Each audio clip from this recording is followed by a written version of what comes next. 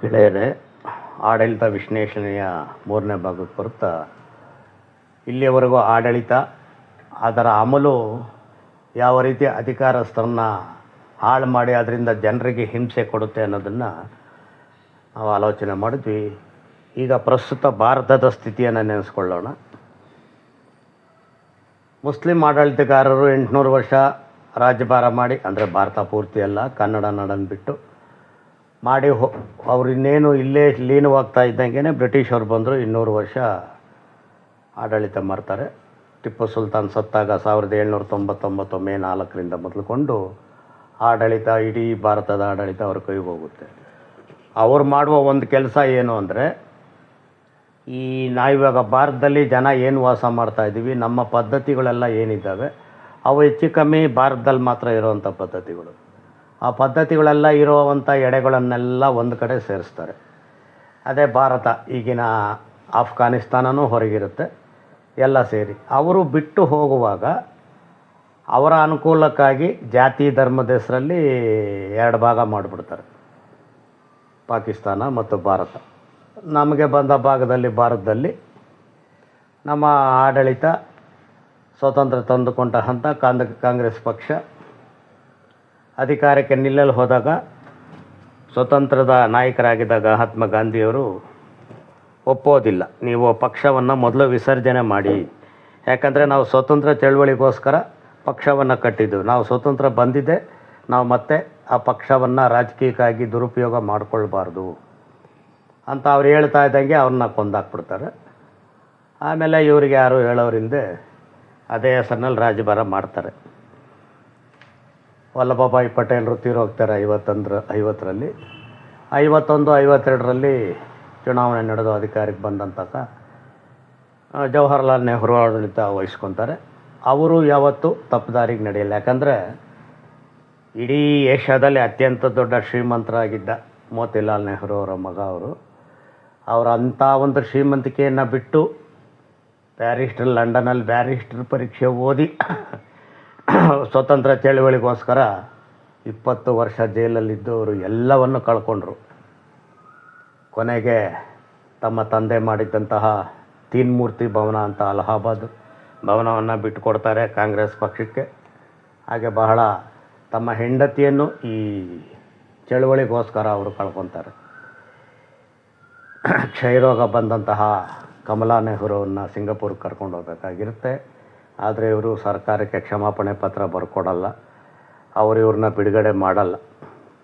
ಆವಾಗ ಸುಭಾಷ್ ಚಂದ್ರ ಬೋಸ್ ಅವರು ಬಂದು ಅವ್ರನ್ನ ಕರ್ಕೊಂಡೋಗಿ ಅವರಿಗೆ ಚಿಕಿತ್ಸೆ ಕೊಡಿಸ್ತಾರೆ. ಆದರೆ ಅವರು ಸಿಂಗಪೂರ್ನಲ್ಲೇ ತೀರೋಗ್ತಾರೆ. ಆ ರೀತಿ ಭಾರತಕ್ಕಾಗಿ ಅವರು ಬಹಳ ತ್ಯಾಗ ಮಾಡಿ ಬಂದಿರ್ತಾರೆ. ಅವರ ಆಡಳಿತದಲ್ಲಿ ಯಾವತ್ತೂ ತಪ್ಪು ಮಾಡೋಕ್ಕೋಗಲ್ಲ. ಮತ್ತು ಮಹಾನ್ ದೂರದೃಷ್ಟಿ ಮನುಷ್ಯನಾದ್ದರಿಂದ ಬ್ರಿಟಿಷವರು ಬಿಟ್ಟು ಹೋಗೋವಾಗ ಎಲ್ಲ ಗುಡಿಸಿ ತೊಳೆದ್ಬಿಟ್ಟು ಹೋಗ್ಬಿಟ್ಟಿರ್ತಾರೆ. ಒಂದು ಗುಂಡು ಸೂಜಿ ಮಾಡೋಷ್ಟು ಶಕ್ತಿ ಕೂಡ ಭಾರತಕ್ಕಿರಲ್ಲ. ಆದರೆ ಇವರು ಎಲ್ಲ ಸಂಪನ್ಮೂಲಗಳನ್ನು ಬಳಸಿ ಇಡೀ ಭಾರತವನ್ನು ಜಗತ್ತಿನ ಅತಿ ದೊಡ್ಡ ದೇಶವಾಗಿ ಕಟ್ತಾರೆ. ಬಹಳ ಮುಂದುವರಿಸ್ತಾರೆ. ದೊಡ್ಡ ದೊಡ್ಡ ಸಂಸ್ಥೆಗಳು, ಅಣೆಕಟ್ಟುಗಳು ಎಲ್ಲ ಮಾಡಿ. ಆದರೆ ಕ್ರಮೇಣ ಪ್ರೀತಿಸಿ ಮದುವೆ ಆಗಿದ್ದ ಮಗಳು ಗಂಡನನ್ನು ಬಿಟ್ಟು ಮನೆಗೆ ಬಂದಾಗ ಇಂದಿರಾ ಗಾಂಧಿನ ಕೊನೆಗೆ ಆಕೆ ಬಂದಮೇಲೆ ಸ್ವಲ್ಪ ಸ್ವಾರ್ಥ ಮೊದಲಾಗುತ್ತೆ ಇವರಿಗೆ. ಆದರೆ ಏನೇ ಸ್ವಾರ್ಥ ಬಂದರೂ ಅವ್ರ ಜೊತೆಯಲ್ಲಿ ನಿಸ್ವಾರ್ಥವಾಗಿ ಹೋರಾಟ ಮಾಡಿದಂತಹ ಜನ ಇನ್ನೂ ಇದ್ದಿದ್ದರಿಂದ ಅವರು ಹೆಚ್ಚು ಸ್ವಾರ್ಥ ತೋರ್ಸೋಕ್ಕಾಗಲ್ಲ. ಕೊನೆಗೆ ಅವರು ತೀರೋದ ಮೇಲೆ ಭಾರತ ಎಷ್ಟೋ ಮುಂದೆ ಬಂದಿರುತ್ತೆ. ನಂತರ ಬಂದಂಥ ಶಾಸ್ತ್ರಿ ಅವರು ಬಹಳ ದಿನ ಆಡಳಿತದಲ್ಲಿ ಇರೋಕ್ಕಾಗಲ್ಲ. ಅವರನ್ನು ಇಂದಿರಾ ಗಾಂಧಿನೇ ಅಧಿಕಾರಿಕ್ಕಾಗಿ ಕೊಲ್ಲಿಸಿದರು ಅನ್ನೋ ಮಾತು ಬರುತ್ತೆ. ಆದರೆ ಶಾಸ್ತ್ರಿಯವರು ತೀರೋಗಿದ ತಕ್ಷಣ ಅಧಿಕಾರ ಏನು ಇಂದಿರಾ ಗಾಂಧಿ ಕೈಗೇನು ಬರೋಂಥ ಪರಿಸ್ಥಿತಿ ಇರಲ್ಲ. ಅದು ಕೆಲವೊಂದು ರಾಜಕೀಯ ಹಿತಾಸಕ್ತಿಗಳಿಂದ, ಕಾಮರಾಜ್ ಇಂಥವ್ರ ಇದರಿಂದ ಅದು ಇಂದಿರಾ ಗಾಂಧಿಯವ್ರಿಗೆ ಅಧಿಕಾರ ಬಂದಿದ್ದು. ಇಂದಿರಾ ಗಾಂಧಿಯವ್ರಿಗೆ ಬಂದಮೇಲೆ ಅವರು ತಮ್ಮೆಲ್ಲ ಬಲವನ್ನು ಪ್ರಯೋಗಿಸಿ ಸಾಧ್ಯವಾದಷ್ಟು ಒಳ್ಳೆಯ ಆಡಳಿತ ಕೊಡೋದಕ್ಕೆ ಪ್ರಯತ್ನ ಮಾಡ್ತಾರೆ. ಮತ್ತು ಬಹಳ ದಿಟ್ಟತನ ಅವರಿಗೆ. ನೆಹರು ಅವರ ಗಡಿಯಲ್ಪಳಗಿದಿಂದ ಬಹಳ ದಿಟ್ಟತನದಿಂದ ಎಲ್ಲವನ್ನು ಎದುರಿಸಿ ನಿಲ್ತಾರೆ. ಅದೇ ಸಮಯದಲ್ಲಿ ಬಾಂಗ್ಲಾ ವಿಮೋಚನೆ ಮಾಡುವಂಥ ಸನ್ನಿವೇಶ ಬಂದು ಯುದ್ಧ ಮಾಡಿ ಪಾಕಿಸ್ತಾನವನ್ನು ಸೋಲಿಸಿ ಬಾಂಗ್ಲಾ ವಿಮೋಚನೆ ಅವರು ಮಾಡದ ಮೇಲೆ ಅವರು ಬಹಳ ಮೇಲ್ಮಟ್ಟದ ಒಂದು ಅಭಿಮಾನವನ್ನು ಜಗತ್ತಿನಾದ್ಯಂತ ಪಡ್ಕೊತಾರೆ. ಅದೇ ಒಂದು ಶಕ್ತಿಯಿಂದ ಅವರು ಮುಂದೆ ದೊಡ್ಡ ದೊಡ್ಡ ನಿರ್ಧಾರಗಳನ್ನು ತಗೊತಾರೆ. ಬ್ಯಾಂಕುಗಳ ರಾಷ್ಟ್ರೀಕರಣ, ಅರಸೊತ್ತಿಗೆಗಳನ್ನು ಎಲ್ಲ ಇಲ್ಲವಾಗಿಸಿ 530 ರಾಜರಿಗೆ ಕೊಡುವಂಥ ರಾಜಧನ ಇತ್ಯಾದಿಗಳನ್ನೆಲ್ಲ ನಿಲ್ಲಿಸ್ತಾರೆ. ಉಳುವನೆ ಭೂಮಿ ಒಡೆಯ ಅನ್ನೋ ಒಂದು ಕಾನೂನುಗಳನ್ನು ಜಾರಿ ಮಾಡ್ತಾರೆ. ಹೀಗೆ ಬಹಳಷ್ಟು ಕಾನೂನುಗಳನ್ನು ಅವರು ಜಾರಿ ಮಾಡ್ತಾ ಬರ್ತಾರೆ. ಯಾಕಂದರೆ ಅವರಿಗೆ ಎದುರೇ ಇರಲ್ಲ ಆ ಕಾಲದಲ್ಲಿ. ಆ ಕಾಲದಲ್ಲಿ ಒಂದು ನಾಣ್ಣುಡಿ ಇರುತ್ತೆ, ಇಂದಿರಾ ಗಾಂಧಿ ಸಂಪುಟದಲ್ಲಿರುವಂಥ ಏಕೈಕ ಗಂಡಸು ಅಂದರೆ ಅದು ಬರೀ ಇಂದಿರಾ ಗಾಂಧಿ ಮಾತ್ರ ಅಂತ. ಈ ಮಾತಿನ ಅರ್ಥ ಮಾಡ್ಕೊಬೇಕು. ನಂತರ ಆಕೆಗೆ ಏನಾಗುತ್ತೆ ಅಂದರೆ ತನಗೆ ಎದುರು ಇಲ್ಲ ಅನ್ನೋ ಒಂದು ಮನಸ್ಥಿತಿ ಬಂದಮೇಲೆ ತಾನು ಏನು ಬೇಕಾದರೂ ಮಾಡ್ಬೋದು ಅನ್ನೋ ಒಂದು ಪರಿಸ್ಥಿತಿ ಬಂದು 75ರಲ್ಲಿ ಅಲಹಾಬಾದ್ ಕೋರ್ಟು ಒಂದು ತೀರ್ಪು ಕೊಡುತ್ತೆ. ಅಮೇಥಿಯಲ್ಲಿ ಚುನಾವಣೆ ನಡೆದಾಗ ರಾಜನಾಥ್ ಸಿಂಗ್ ವಿರುದ್ಧ ಇವರು ನಿಂತಿದ್ದು ಅಲ್ಲಿ ಮೋಸ ನಡೆದಿದೆ ಅಂತ ರಾಜನಾಥ್ ಸಿಂಗ್ ಅವರು ನ್ಯಾಯಾಲಯಕ್ಕೆ ಮೊರೆ ಹೋದಾಗ ನ್ಯಾಯಾಲಯ ಅವ್ರ ತೀರ್ಪನ್ನು ಸರಿ ಅಂತ ಎತ್ತಿಡಿದು ಇವರ ಆಯ್ಕೆಯನ್ನು ರದ್ದು ಮಾಡುತ್ತೆ. ಅದೇ ಒಂದು ನೆಪದಿಂದಲೋ ಯಾವುದರಿಂದಲೋ ಅವರು ತುರ್ತು ಪರಿಸ್ಥಿತಿ ಜಾರಿ ಮಾಡಿಬಿಡ್ತಾರೆ ಭಾರತದಲ್ಲಿ 1975ರಿಂದ. ಅದು ಜಾರಿ ಆಗಿದ್ದೇ ತಡ ಭಯಂಕರವಾದ ಒಂದು ಸರ್ವಾಧಿಕಾರಿ ಆಡಳಿತ ಭಾರತದಲ್ಲಿ ಮೊದಲಾಗುತ್ತೆ.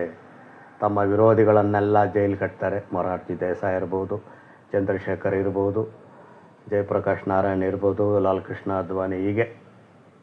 ಆಮೇಲೆ ಕಾನೂನು, ಇವ್ರು ಹೇಳಿದ್ದೆ ಕಾನೂನು, ಮಾಧ್ಯಮಗಳು, ಪತ್ರಿಕಾ ಮಾಧ್ಯಮ ಇರ್ಬೋದು, ಸಿನಿಮಾ ನಾಟಕಗಳು ಯಾವುದೇ ಇರ್ಬೋದು, ಅಧಿಕಾರದ ಪೊಲೀಸರ ಅನುಮತಿ ಇಲ್ಲದೆ ನಡೆಯೋ ಹಾಗಿಲ್ಲ ಅಂತ. ಜೊತೆಯಲ್ಲಿ ಯಾರ ವಿರುದ್ಧ ಮಾತಾಡ್ತಾರೆ, ಯಾರೋ ಅವ್ರ ವಿರುದ್ಧ ಇದ್ದಾರೆ ಅಂತ ಗೊತ್ತಾದರೂ ಪೊಲೀಸರು ಎತ್ತಾಕೊಂಡೋಗಿ ಸಾಯಿಸಾಕ್ಬಿಡೋರು. ನಮ್ಮ ಕನ್ನಡದ ಹೊಸಾಲೆಯ ಮೊದಲ ಚಿತ್ರ ಸಂಸ್ಕಾರದ ನಿರ್ದೇಶಕರಾದ ಪಟ್ಟಾಭಿರಾಮರೆಡ್ಡಿ ಅವರ ಹೆಂಡತಿ ಸ್ನೇಹಲತಾ ರೆಡ್ಡಿಯನ್ನು ಹಾಗೆ ಕರ್ಕೊಂಡೋಗಿ 3 ತಿಂಗಳು ನಿರಂತರವಾಗಿ ಮನುಷ್ಯನ ಮೇಲೆ ಮಾಡದೇ ಇರೋವಂಥ ದೌರ್ಜನ್ಯವನ್ನೆಲ್ಲ ಮಾಡಿ ಅವ್ರನ್ನ ಕೊಂದೇ ಹಾಕ್ಬಿಟ್ರು ಜೈಲಲ್ಲಿ. ಕೊನೆಗೆ ಅವ್ರು ಆಸ್ಪತ್ರೆಯಲ್ಲಿ ಸತ್ತರು. ಕೊನೆಗೆ ಕೇರಳದ ಒಬ್ಬ ಕಾನೂನು ವಿದ್ಯಾರ್ಥಿ ರಾಜನ್ ಅನ್ನೋನು ಬೆಂಗಳೂರಲ್ಲಿ ಹೀಗೆ ಕೊಂದರು. ಭಾರತದಾದ್ಯಂತ 1000 ಜನರನ್ನ ಜೈಲಿಗೆ ತಗೊಂಡೋಗಿ ಲೆಕ್ಕ ಇಲ್ಲದಷ್ಟು ಜನನ್ನ ಕೊಂದಾಕ್ಬಿಟ್ರು.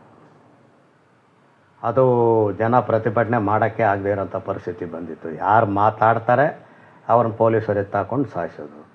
ಜೊತೆಯಲ್ಲಿ ಅವ್ರ ಮಗ ಸಂಜಯ್ ಗಾಂಧಿ ಜನಸಂಖ್ಯೆ ನಿಯಂತ್ರಣಕ್ಕಾಗಿ ತಂದಿದ್ದ ನಸಬಂದಿ ಕಾನೂನನ್ನು ಹಿಡಿದು ಬೀದಿಲಿ ಹೋಗೋರನ್ನ, ಎಲ್ಲಾದರೂ ಮಲಗಿರೋರನ್ನ, ಬಿಕ್ದವ್ರನ್ನೆಲ್ಲ ಕರ್ಕೊಂಡೋಗಿ ನಸಬಂದಿ ಮಾಡಿ ಅದರಿಂದ ಒಂದಷ್ಟು ದೌರ್ಜನ್ಯಗಳನ್ನು ಜನರ ಮೇಲೆ ಮಾಡ್ತಾರೆ.